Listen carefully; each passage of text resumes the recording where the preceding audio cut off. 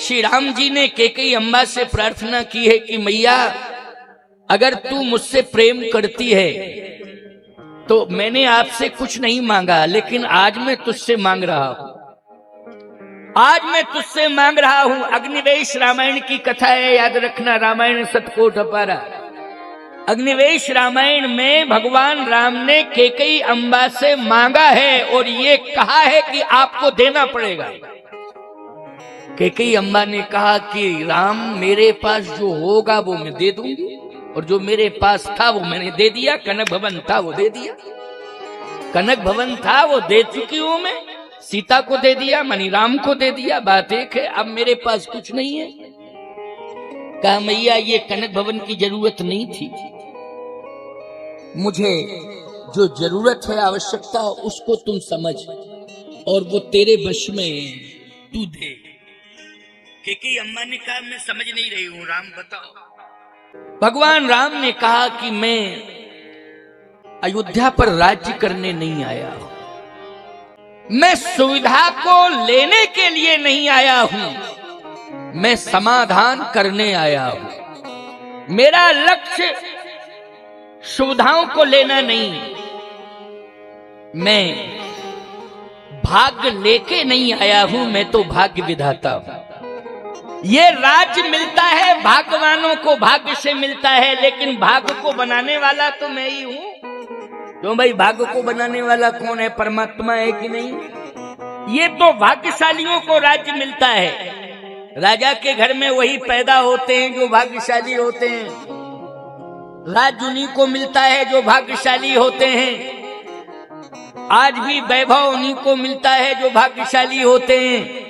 भगवान राम ने कहा कि मैं तो भाग्य बनाने वाला हूं, ये वैभव मुझे प्रभावित नहीं कर सकता है, क्योंकि ये वैभव मेरे ही द्वारा दिया गया है। अगर मैं दे चुका हूं तो लूं क्या? दिया ही मैंने है। बोलो किसने दिया है? भगवान ने दिया है, विधाता ने दिया है, प्रभु ने दिया है। इसलिए इसके प्रति मेरा कोई आकर्षण नहीं है। लेकिन मैंने एक वचन दिया है, और वो वचन किसको दिया है?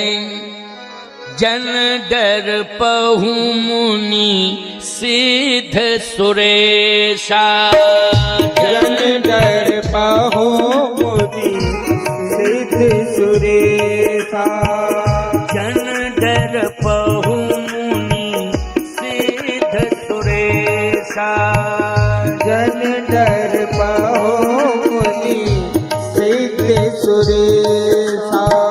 तुम ही लागे धरी हो नर भेषा, तुम ही लागे धरी हो नर भेषा, तुम ही लागे धरी हो नर भेषा, तुम ही लागे धरी हो नर भेषा। जन डर पहु सिद्ध सुरेशा, जन डर पहु मुनि सिद्ध सुरेशा, तुम ही लागी धरी हो नर भेषा। सुरेश मानी इंद्र, देवता, देवों का अधिपति इंद्र, और सिद्ध मानी महात्मा, भक्त। आप जैसे भक्त जिज्ञासु जो भगवान का नित्य चरित्र सुनना चाहते हैं, भगवान का नित्य दर्शन करना चाहते हैं, भगवान की भक्ति से ओतप्रोत जीवन आप जैसे भक्तों का है। आप सबके लिए, आपका हित करने के लिए, परित्राणाय साधूनां विनाशाय च दुष्कृताम धर्म संस्थापनार्थाय संभवामि युगे युगे। धर्म की स्थापना के लिए आज धर्म रो रहा है ना, वो कहता है बार बार कि अब मैं नहीं रहूंगा, नहीं रहूंगा, नहीं रहूंगा, सदा सदा के लिए चला जाऊंगा। इस धरती पर अब धर्म नहीं मिलेगा देखने के लिए। ये धर्म पुकार रहा है, रो रहा है। मैं उस धर्म की स्थापना करने के लिए, उस धर्म के अस्तित्व को सुरक्षित करने के लिए आया हूं। तो धर्म का अस्तित्व सुरक्षित कब होगा? मैया तुझे मालूम है कि कब होगा? निश्चरहीन करहूं मही भोजे उठाए प्रण कीन, उस सकल मुनन के आश्रमन जाए जाए सुख दीन। सकल मुनन के आश्रमन जाए जाए सुख दीन। अयोध्या में रहने से नहीं, सिंहासन पर बैठने से नहीं, मैं अयोध्या छोड़ के जब वन में जाऊंगा तो ऋषि मुनि महात्माओं के आश्रमों में जाऊंगा, गिरवासी वनवासियों से मिलूंगा। और भैया वहां पर ऐसे ऐसे आर्त बैठे हुए हैं, वन में रह रहे हैं, जिनको आप जानते हो कौन है? गीधराज सुन आरत वाणी, रघुकुल तिलक नारी पहचानी। मैं कहता हूँ गीध आर्त ही नहीं है, आर्तों की वाणी सुनने वाला भी है। इसलिए गीध का उद्धार करने के लिए, सबरी को कृतार्थ करने के लिए और राक्षसों का संहार करने के लिए मैं बन जाऊंगा और धर्म की पताका महात्माओं के हाथ में पकड़ा के आऊंगा। धर्म संस्थापनार्थाय संभवामि युगे युगे परित्राणाय साधूनाम। धर्म की पताका संतों के हाथ में पकड़ा के आऊंगा, तब अयोध्या के सिंहासन को स्वीकार करूंगा। आजकल कर्तव्य बाद में करते हैं लोग, अधिकार पहले मांगते हैं, जबकि नियम है कि कर्तव्य पहले करना चाहिए, अधिकार बाद में लेना चाहिए। बोलो भाई, कर्तव्य पहले करना चाहिए, तब अधिकार की मांग करनी चाहिए। लेकिन आज हम राम के देश में रामायण की कथा सुनते हैं, राम का चरित्र सुनते हैं, लेकिन राम के चरित्र का अनुसरण नहीं करते हैं। राम जी के चरित्र को हम स्वीकार नहीं करते हैं, हृदय से केवल सुनते हैं। राम का चरित्र आपको ये आदेश दे रहा है, राम का चरित्र आपको संदेश दे रहा है कि पहले कर्तव्य करो, तब बाद में अधिकार की चाह रखो। श्री राम जी ने कहा कि ये सिंहासन बाद में लूंगा, पहले कर्तव्य करूंगा। सकल मुनन के आश्रमन जाए जाए सुख दीन, तब बाद में ये सिंहासन तो मिलता ही रहेगा, इसकी कोई चाहवाई नहीं। केकई ने कहा राम तो वन में महात्मा रहते हैं, तुम वन में जाओगे? राम जी ने कहा मैं वन में जाऊंगा, मैं वन में ही जाऊंगा। तो राम ठीक है, वन में जाओगे तो तुम्हारे साथ में बढ़िया रथ रहेगा, सेना रहेगी, तमाम सुरक्षा के उपाय प्रबंध रहेंगे। भगवान राम ने कहा मैया नहीं नहीं, रथ नहीं चाहिए। जिस रथ पर राजा बैठ करके चलता है वह रथ राम को नहीं चाहिए, क्योंकि अभी तक रथ पर चलने वाले राजा केवल राज्य को ही संभालते रहे। आज धर्म की इतनी बड़ी विडंबना हो गई कि आज धर्म की रक्षा करने वाला कोई है नहीं। आज धर्म रो रहा है, हे माँ, धर्म की रक्षा यदि हो सकती है तो सोने के रथ पर बैठ करके नहीं, धर्म रथ पर बैठ करके सत्य की पताका फहराएगी। धर्म रथ पर राम बैठेगा, तभी धर्म की रक्षा होगी। और याद रखना, धर्म रथ का अर्थ होता है धर्म की राह पर चलना। बोलो भाई, धर्म रथ का क्या अर्थ है? धर्म की राह पर चलना ही धर्म रथ है। और ये सोने के रथ, चांदी के रथ, बड़े बड़े रथ, याद रखना, इन पर बैठ करके आप जो है अपने भाग्य को आजमाते हो और दुहाई देते हो कि मेरे समान है कोई भाग्यवान देखो। नहीं नहीं नहीं प्यारे, ये तो संसार की सोच है, ये संसार की बहुत ही हल्की सोच है। लेकिन राम जी इस सोच से कोसों दूर हैं। भगवान राम ने कहा नहीं नहीं, धर्म रथ का आश्रय लूंगा और धर्म रथ पर बैठ करके ही जाऊंगा। और धर्म रथ मानी है सत्य का रास्ता। सत्य का रास्ता का मतलब होता है माया, कि जीवन में जो सत्य के रास्ते पर चलता है उसे शस्त्र की आवश्यकता नहीं होती है, उसे सेना की आवश्यकता नहीं होती है। फिर धर्मो रक्षति रक्षता, जो धर्म की रक्षा करने के लिए चलता है धर्म की रक्षा करता है। इसलिए मेरे साथ कोई सेना नहीं जाएगी, मेरे साथ में कोई सोने का रथ नहीं जाएगा, मेरे साथ में अयोध्या का कोई शस्त्र नहीं जाएगा। कोई हथियार लेके, लोग कहते हैं धनुष बाण लेकर के तो गए हैं राम जी। याद रखना, ये धनुष बाण लेकर के नहीं गए हैं, भगवान तो धनुष बाण अपने साथ ही लाए हैं, क्योंकि इनकी पहचान है धनुषधारी राम। बोलो क्या पहचान है? जैसे परशुराम जी का परशु है तो परशुराम, शंकर जी का त्रिशूल है, क्यों भाई? ये पहचान है कि नहीं? ऐसे ही रामा अवतार में पहचान में क्या है? बोलो धनुष बाण, इसलिए धनुषधारी राम कहते हैं। ये दशरथ जी के शस्त्रागार से धनुष बाण राम जी को नहीं मिला है, समझ रहे हो ना? यहाँ तो आप हमेशा एक स्तुति करते हो, क्या कहते हो? लोकाभिरामम रणरंग धीरम राजीव नेत्रम रघुवंश नाथम कारुण्य रूपम करुणाकरंतम श्री रामचंद्रम शरणम प्रपद्ये नीलांबुजश्यामल कोमलांगम सीता समारोपित वामभागम पाणौ महासायक चारु चापम नमामि रामम रघुवंश नाथम। इसलिए शस्त्रागार का धनुष बाण नहीं है, ये तो भगवान राम की पहचान है, और रामा अवतार में श्री राम जी अपने साथी इसे लाए हैं। इसलिए जननी निरखत बार बार कौशल्या अंबा देख रही हैं। किसको देख रही हैं? बाण धनुइया। बाण धनुइया का मतलब है धनुष बाण का चिंतन कर रही हैं। कौन? कौशल्या अंबा। जब राम जी बन गए हैं ना, तो जननी निरखत बाण धनुइया, धनुइया मानी धनुष और बाण। इसलिए भैया ध्यान से सुनना, समझने की कोशिश करना कि भगवान श्री राम ने कहा कि अयोध्या का कोई शस्त्र नहीं, कोई सेना नहीं।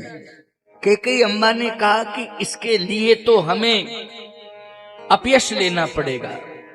राम जी ने कहा मैया मैं नहीं चाहता हूं कि आपको अपयश मिले, लेकिन कैकेयी अम्मा ने कहा राम यदि पूरे संसार में तुम्हें यश मिलता है, इसके लिए मैं अपयश ले लूंगी, लेकिन तुम्हें यश प्रदान करूंगी। जाओ राम, जो तुम्हारी इच्छा है वही होगा। तो राम जी ने कहा मैया 14 साल के लिए वनवास भेजना है। इधर सरस्वती जी पूरी अयोध्या में भ्रमण कर रही है, पूरी अयोध्या में घूम रही है सरस्वती। सरस्वती जी ने कहा कि प्रभु मुझे भी तो प्रेरणा दो। भगवान राम ने कहा कि आपके लिए यही मेरा कहना है कि यहाँ एक अम्बा कैकेयी की दासी है, उसका नाम है मंथरा। वो अम्बा कैकेयी की दासी है, वो सेवा में रहती है। अच्छा, वो मंद बुद्धि वाली है, इसलिए सरस्वती उसी की बुद्धि में बैठ जाओ और उसको ये सारा सिस्टम बता दो, राम वनवास वाला, मेरे वनवास का। सरस्वती ने कहा ठीक है प्रभु, आपकी आज्ञा है, आपकी यही रुचि है तो मैं यही करूंगी। तब कछु कीन राम रुख जानी, सरस्वती के लिए चौपाई आई है। तब कछु कीन राम रुख जानी, राम जी का रुख समझ करके सरस्वती जी ने मंथरा की मति को प्रभावित कर दिया। नाम मंथरा मंदमती चेरी के कई केरी, अजस पिटारी ताहि कर गई गिरामती फेर।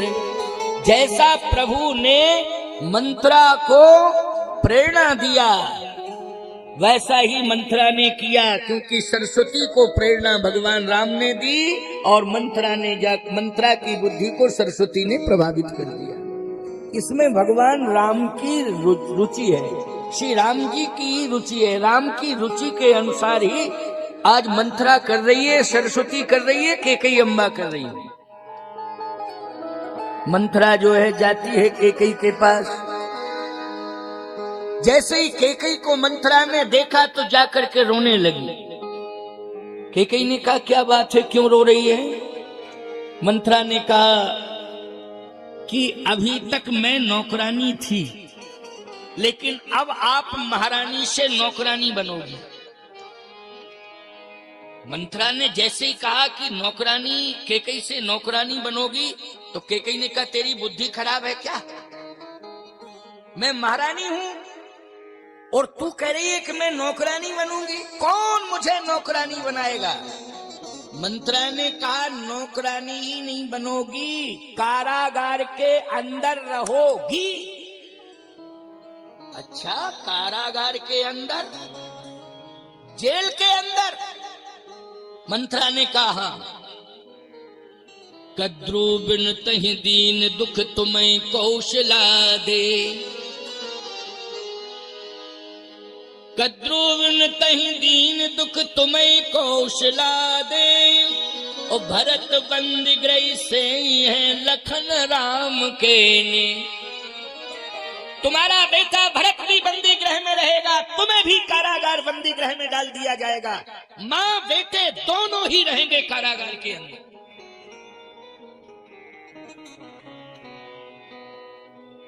कैकेयी ने कहा तेरी बुद्धि खराब हो गई, राम राजा बनेंगे, सबसे ज्यादा सम्मान मेरा होगा, मुझे राजमाता वाला सम्मान मिलेगा। मंत्रा तेरी बुद्धि खराब हो गई है, मेरा बेटा राजा बनेगा राम, और मुझे राजमाता वाला सम्मान मिलेगा।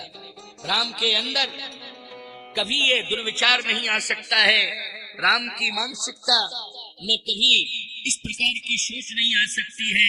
तू गलत सोच रही है, अगर तूने इस प्रकार की बात दोबारा कही तो मैं तुझे दंडक करूंगा, तेरी जबान पकड़ के खींचूंगा।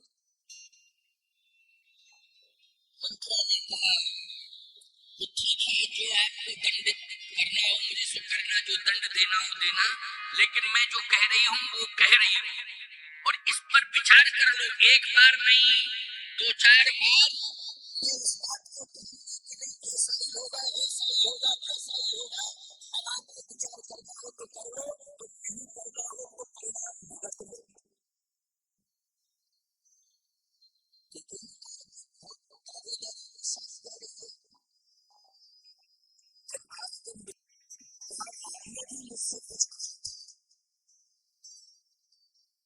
लेकिन राम ने ये नहीं कहा था कि मैं कारागार में रहूंगी, राम ने ये नहीं कहा था कि भरत बंदी गृह में रहेगा, राम ने तो ये कहा था मैं सिंहासन पर नहीं बैठूंगा, मैं तो 14 साल के लिए बन जाऊंगा।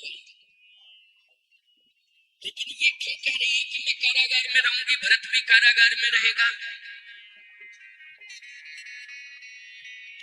फिर कैकेयी ने कहा कि मंत्रा ये बता कि मैं करूं क्या? तो मंत्रा बोल पड़ी, आपस वेश विशेष उदासी, 14 बरस राम बनवासी, तपस्वी के वेश में राम बन जाए, ये मान करो महाराज से, और मेरा बेटा भरत राजा बने, ये दूसरी मांग करो, और 14 साल के लिए राम बन जाए, ये मांग करो। कैकेयी ने कहा यही तो राम ने कहा था, और यही बात मंत्रा बोल रही है। इसका मतलब ये है कि मंत्रा मेरे पक्ष में ही बोल रही है, विपक्ष में नहीं बोल रही है, पक्ष में ही बोल रही है। लेकिन ये बात मेरी समझ में नहीं आ रही थी, इसलिए मैं बार बार डांट रही थी कि ये कह रही थी कारागार में रहना पड़ेगा, कारागार में। एक बात आपको बताएं, कोप भवन का अर्थ क्या होता है? बोलो भाई, कारागार ही होता है कि नहीं होता है? जल्दी बोलो, कोप भवन का क्या अर्थ होता है? कोप भवन का अर्थ ये होता है कि वहां पर रबड़ी मलाई मिलेगी। क्यों भाई? कोप भवन का अर्थ है सजा देने वाला घर, और कारागार का अर्थ क्या है? सजा पाने वाला घर, वही है कारागार। सीधी सी बात यह है कि कोप भवन के अंदर जाना पड़ेगा। बोलो, यही कारागार है कि नहीं? कोप भवन के अंदर जाना, भले ही 1-2 दिन के लिए जाना पड़े, लेकिन सम्मान पर आंच आती है कि नहीं आती है? जल्दी बोलो। 2 दिन के लिए, 1 दिन के लिए, घंटे के लिए भी अगर जेल की सलाखों के अंदर आप हैं तो निश्चित रूप से ये समझ लेना कि सम्मान पर आंच आती है। तो कैकेयी अम्बा को कोप भवन में जाना पड़ा। इसका मतलब यह है कि राम के लिए उन्होंने कोप भवन स्वीकार किया। परंतु सत्यता तो यह है प्यारे कि वो कोप भवन जिसमें कैकेयी जा रही है मंत्रा के कहने से, महाराज दशरथ को भी जाना पड़ा। बोलो जाना पड़ा उसी को भवन में कि नहीं? दशरथ जी को क्यों जाना पड़ा और कैकेयी को क्यों जाना पड़ा? बोले राम के वनवास के कारण कैकेयी को भवन में जाना पड़ा और दशरथ जी को श्रवण कुमार के माता पिता के श्राप के कारण को भवन में जाना पड़ा। श्रवण कुमार के माता पिता ने दशरथ जी को श्राप दिया था, उस श्राप के कारण उन्हें भी को भवन में जाना पड़ा। आप कहो महाराज दशरथ जी नहीं जाते तो कौन जाता फिर? दशरथ जी किसी को भी भेज सकते थे कि पता लगाओ को भवन में कैकेयी क्यों पहुंची है, लेकिन किसी से महाराज दशरथ ने नहीं कहा, डायरेक्ट कैकेयी के सामने को भवन में पहुंच गए। बोलो कहीं ना कहीं श्रवण के माँ बाप का श्राप आज विवश कर रहा है कि नहीं दशरथ को कि तुमको भवन में जाओ? जाना पड़ा। जैसे ही महाराज श्री दशरथ पहुंचे तो अंधकार था। कैकेयी जो है पड़ी हुई है को भवन में, आंखें लाल हैं, ओंठ फड़क रहे हैं, केस खुले हुए हैं। दशरथ जी महाराज ने देखा कि कभी मैंने इस कंडीशन में कैकेयी को नहीं देखा, लेकिन आज मैं कैकेयी को किस रूप में देख रहा हूं। थोड़ा पास में गए, आपको वहां अंधकार था कि रोशनी कहां से आई? महाराज श्री दशरथ के मुकुट में मणि लगी है। क्या लगी है? मणि। अच्छा बोलो भाई, जहां मणि होगी वहां क्या होगा? प्रकाश होगा। महाराज दशरथ के मुकुट में मणि लगी है, इसलिए दशरथ जी को मुकुटमणि भी कहते हैं। मणि के प्रकाश में कैकेयी का चेहरा दिख गया तो कैकेयी के केश खुले हुए हैं। दशरथ जी ने कहा पहले तो तुम केशों को बांधो, बांधो केशों को। कैकेयी ने कहा कि मेरे केस तभी बंधेंगे जब राम, सूर्य की किरण नहीं निकलना चाहिए उसके पहले अयोध्या छोड़ के वन चले जाएं, तब मेरे केश बंधेंगे, मेरी प्रतिज्ञा है। नहीं तो मेरे केशों को कोई नहीं बांध सकता है। दशरथ जी ने कहा राम वन चले जाएं, ऐसा क्या हो गया? कैकेयी ने कहा आप नहीं समझ रहे हैं, राम को वन भेजना ही पड़ेगा। तो कैकेयी अयोध्या के सिंहासन पर कौन बैठेगा? कैकेयी ने कहा कि अयोध्या के सिंहासन पर भरत बैठेगा। राम 14 साल के लिए बन जाएगा, भरत सिंहासन पर बैठेगा। दशरथ जी ने कहा कि कैकेयी भरत सिंहासन पर बैठ जाए कोई दिक्कत नहीं है, लेकिन राम बन ना जाए, राम अयोध्या के अंदर रहे, क्योंकि राम बन जाएगा तो निश्चित रूप से राम का जीवन सुरक्षित नहीं रह पाएगा। इसलिए राम को अयोध्या की 4 दीवारी के अंदर रखा जाए, भरत को राजा बना दिया जाएगा, भरत राजा बनेगा। राम भी समर्थन करेगा भरत का, राम समर्थन करेगा भरत का। कैकेयी ने कहा नहीं, तापस बेश विशेष उदासी, तापस वेश विशेष उदासी। 14 बरस राम बनवासी, 14 बरस राम बनवासी। 14 बरस राम बनवासी, 14 बरस राम बनवासी। तापस वेश विशेष उदासी, तापस वेश विशेष उदासी। 14 बरस राम बनवासी। 14 साल के लिए राम बन जाएगा और तपस्वी के वेश में जाएगा। दशरथ जी ने कहा राम की रक्षा कौन करेगा? तपस्वी के वेश में यदि राम जाएगा तो उसके हाथ में कमंडल होगा, लेकिन राम की रक्षा कौन करेगा? है कोई राम की रक्षा करने वाला? कैकेयी। कैकेयी ने कहा कि राम को क्या मानते हो आप, ये बताओ, केवल पुत्र है राम? राम जो है रघुवंश में मणि बनकर के आया है, मणि, और मणि का अस्तित्व कभी समाप्त नहीं होता है।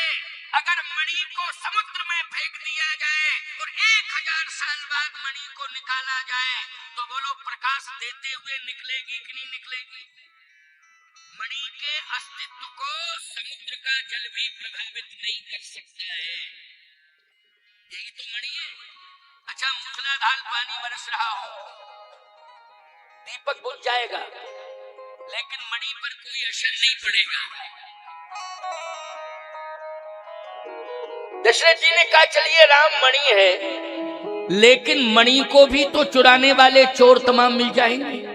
क्यों भाई? मिल जाएंगे ना, चोर ले जाएंगे, चुरा ले जाएंगे। कैकेयी ने कहा नहीं नहीं, मणि की रक्षा फणी करता है, कोई शस्त्र नहीं करता है, मणि की रक्षा फणी करता है। इसलिए राम अगर मणि है तो लक्ष्मण फणी है, इसलिए राम रूपी मणि की रक्षा लक्ष्मण रूपी फणी करेगा। बोलो लक्ष्मण क्या है? सर्प है ना, फणी, जो सहस शीस अहिस महीधर लखन सचराचर धनी। शेष मानी फणी। इसलिए राम की चिंता मत करना, जब तक लक्ष्मण राम के साथ है राम का बाल बांका नहीं हो सकता है। और ईमानदारी के साथ बताओ, जो मणि वाला सर्प होता है वो सोता नहीं है कभी। मणि वाला सर्प विशेषता है, मणि वाला सर्प कभी सोता नहीं है, वो सदा मणि के लिए जागता रहता है। ऐसे ही 14 साल बोलो लक्ष्मण सोए हैं क्या? नहीं, लक्ष्मण सोए नहीं, क्योंकि फणी है। किसकी रक्षा कर रहे हैं? मणि की रक्षा कर रहे हैं, इसलिए 14 साल लक्ष्मण नहीं सोए। तो कैकेयी ने कहा कि सोच क्यों रहे हो आप? राम का बाल बांका नहीं होगा। राम की रक्षा करने के लिए राम मणि है तो लक्ष्मण फणी है। दशरथ जी ने कहा अब निश्चित हो गया कि लक्ष्मण जो है जाएगा, लेकिन कैकेयी एक बात बता दूं, लक्ष्मण जाएगा तो भरत क्या अयोध्या में रहेगा? जैसे ही भरत आ जाएगा वो भी अयोध्या जाएगा,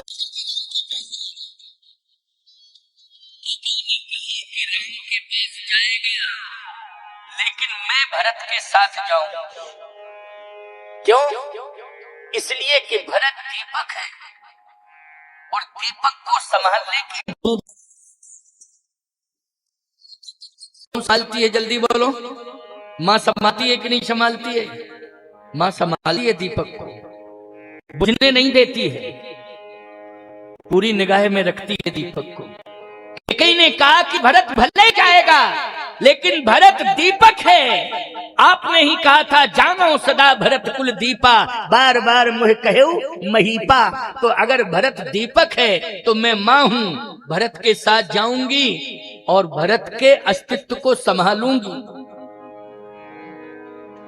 कैकेयी ने कहा कि भरत की चिंता मत करो। दशरथ जी ने कहा इतना कठोर डिसीजन तू ले रही है और मुझे कलंकित कर रही है तो भरत भी तेरा त्याग कर देगा। कैकेयी ने कहा कि भले ही मेरा त्याग कर दे, लेकिन मुझे भरत के अस्तित्व की उतनी चिंता नहीं है, मुझे राम के अस्तित्व की चिंता है। और भरत को मैं वन में नहीं रहने दूंगी, भरत को मैं अयोध्या लाऊंगी।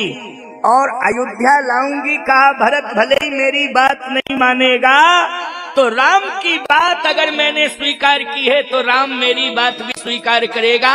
अर्थात भरत को आज्ञा दे करके राम अयोध्या भेज देगा और भरत को आना पड़ेगा। राम अयोध्या भेजेगा आदेश दे करके और भरत को राम की आज्ञा का पालन करना पड़ेगा। अच्छा बोलो भाई, जो कैकेयी कह रही है वही हुआ है कि नहीं हुआ है? जल्दी बोलो। जो कैकेयी कहती जा रही है वही होगा, ये सत्य है। क्यों? इसलिए कि राम की इच्छा में अपनी इच्छा मिला रही है। कैकेयी क्या कर रही है? राम की इच्छा में अपनी इच्छा मिला रही है। लेकिन दशरथ जी अपनी इच्छा में राम की इच्छा मिलाना चाहते हैं।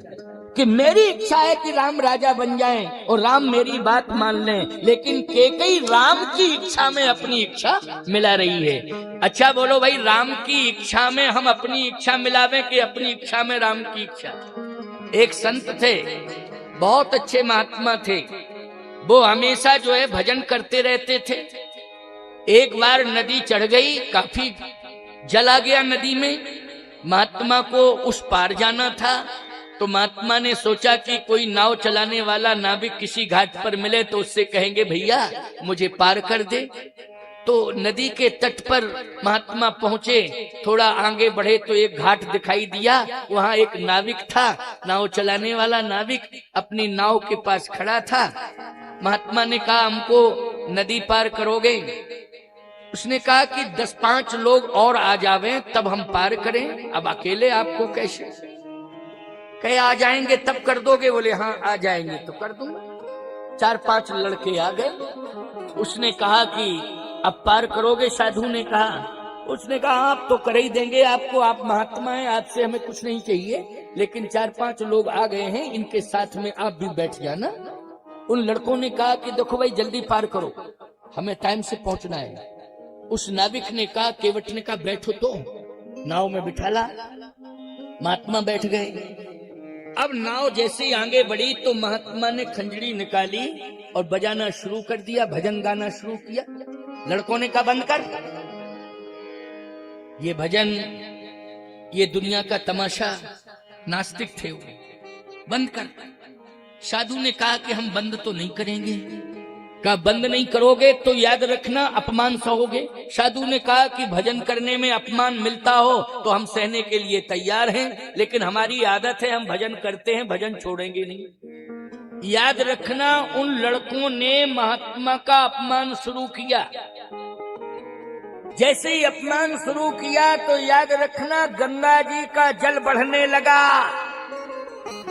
और गंगा जी की लहरें बढ़ने लगी। वो लहरें नाव के अंदर आने लगी और नाव हिलने लगी।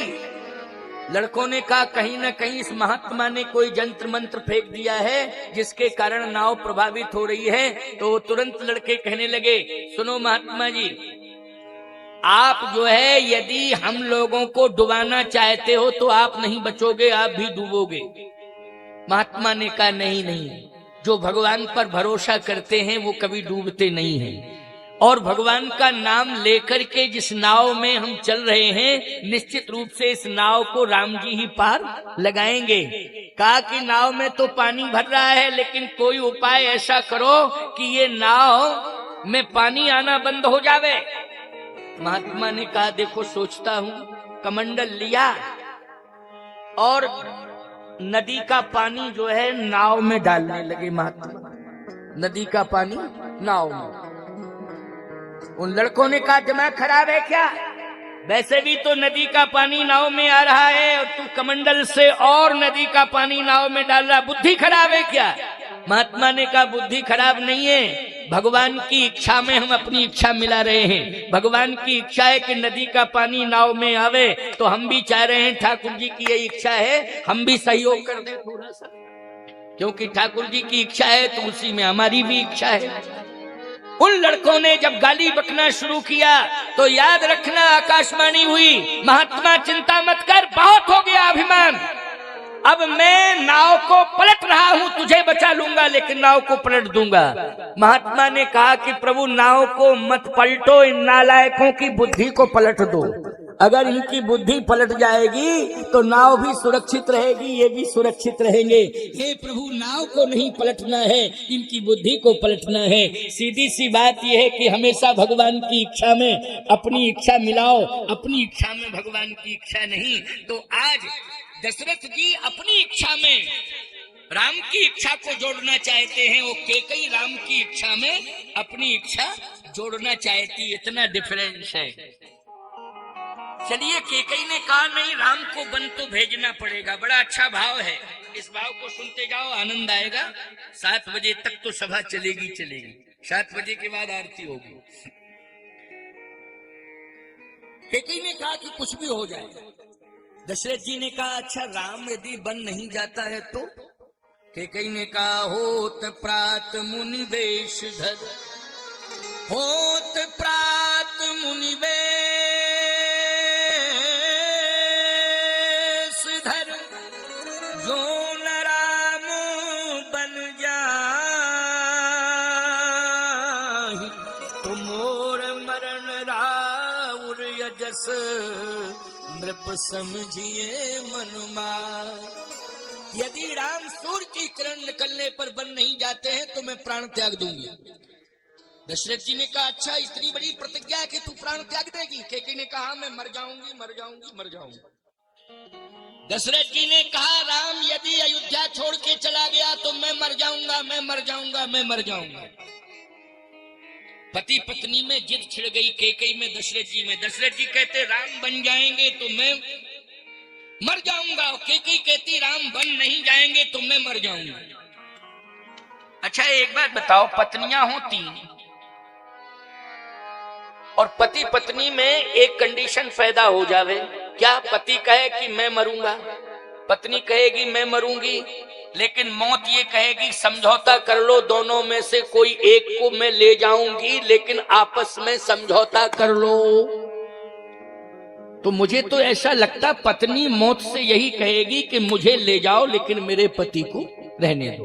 क्यों भाई? अच्छा पति ये कहेगा कि मुझे ले जाओ पत्नी को रहने दो।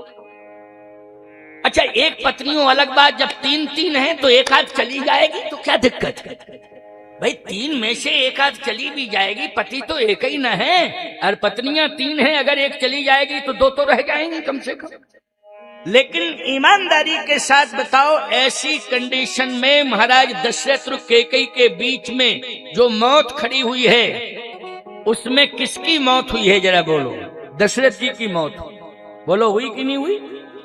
जबकि कैकेयी स्पष्ट कह रही है कि राम जी बन नहीं जाएंगे तो मैं प्राण त्याग दूंगी, और दशरथ जी कह रहे राम जी बन जाएंगे तो मैं प्राण त्याग दूंगा। दशरथ जी को मरना पड़ा। तीनों महारानियां हैं, ये वैधव्य ले ली हैं, लेकिन मरना किसे पड़ा? महाराज दशरथ को। मृत्यु का कारण भी मैं बता रहा हूं, उसको भी सुन लो।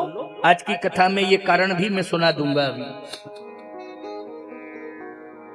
प्यारे बड़ी विडंबना है आज। पति पत्नी में इतने मतभेद होते जा रहे हैं, उभरते जा रहे हैं, ये कली का प्रभाव बढ़ता जा रहा है। ये पति पत्नी का प्रेम कौन नहीं जानता है, अंतिम श्वास तक निर्वाहित होता है। लेकिन आज विडंबना ये है कि विरोध इतना बढ़ता जा रहा है कि आज अदालत के दरवाजे तक पहुंच गया। बोलो भाई, पति पत्नी का विरोध। आज जज को डिसीजन देना पड़ रहा है, वकील पैसा ले रहे हैं, अदालत के चक्कर काटते फिर रहे हैं पति पत्नी। धन भी जा रहा है, धर्म भी जा रहा है, सम्मान भी जा रहा है। बोलो सब कुछ जा रहा है ना? धर्म भी जा रहा है, धन भी जा रहा है, सम्मान भी जा रहा है। सोचो जरा, विचार करो, ये जिंदगी कब तक के लिए मिली है? आखिर ये जिंदगी में हमें कहीं ना कहीं ये डिसीजन लेना पड़ेगा कि इस अंतरंग विरोध को समाप्त करना पड़ेगा। ये पति पत्नी का विरोध यदि बढ़ता जाएगा तो निश्चित रूप से हमारा सनातन शर्मिंदित होता जाएगा। और पाश्चात्य कल्चर के लोग यही कहेंगे कि बहुत दुहाइयां दी जाती थी कि सनातन धर्म में पति पत्नी का संबंध एक साधारण संबंध नहीं है, वो एक संस्कार है। क्या है? सामान्य संबंध नहीं, एक संस्कार है। लेकिन मैं चैलेंज के साथ कह रहा हूं, विदेशी सभ्यता में वो संस्कार नहीं है, समझौता है। विदेशी संस्कृति में पति पत्नी ये समझौता है, संस्कार नहीं है। लेकिन भारत में पति पत्नी समझौता नहीं है, ये संस्कार है। इसलिए संस्कार विधि के द्वारा बनाया गया है, ब्रह्मा के द्वारा बनाया गया है। विधि के विधान को चुनौती मत दो, इसलिए प्रेम बना करके चलो, पति पत्नी प्रेम से रहें। मैं आज व्यासपीठ से भगवान से यही प्रार्थना नित्य करूंगा कि हर परिवार में खुशियां हो, पति पत्नी प्रेम से हो, माता पिता का आदर हो, बच्चे जो है अपने से बड़ों का सम्मान करना सीखें। ये मैं भगवान से प्रार्थना करूंगा। क्योंकि हमें यही तो चाहिए ठाकुर जी से और कुछ नहीं कि हे प्रभु घर घर में खुशियां रहें, घर घर में प्रेम रहे, ना धन की बर्बादी हो, ना धर्म का अपमान हो, ना जिंदगी ढोई जावे बल्कि जिंदगी जी जावे। आज जिंदगी ढो रहे हैं हम, जिंदगी जी नहीं रहे हैं, बड़ी विडंबना है। तो आइए सुनिए, कैकेयी ने कहा कि मृत्यु मृत्यु बार बार आप कहो तो ये आप डिसीजन अपने आप लें, क्या आपको लेना है? राम नहीं जाएंगे तो मैं प्राण त्याग दूंगा। दशरथ जी ने कहा कि कैकेयी कौशल्या पर क्या बीतेगी? इसका मतलब है कि मैं ही प्राण नहीं त्यागूंगा, कौशल्या भी प्राण त्यागेगी। और यदि कौशल्या ने प्राण त्याग दिया तो सुमित्रा भी नहीं रहेगी, वो भी प्राण त्यागेगी। इसका मतलब यह है कि राम के बन जाने से इतनी बड़ी क्षति होगी इक्ष्वाकु वंश की, सूर्यवंश की। इसलिए थोड़ा निर्णय ले ले, तू विचार कर ले। कैकेयी ने कहा कि मुझे विश्वास है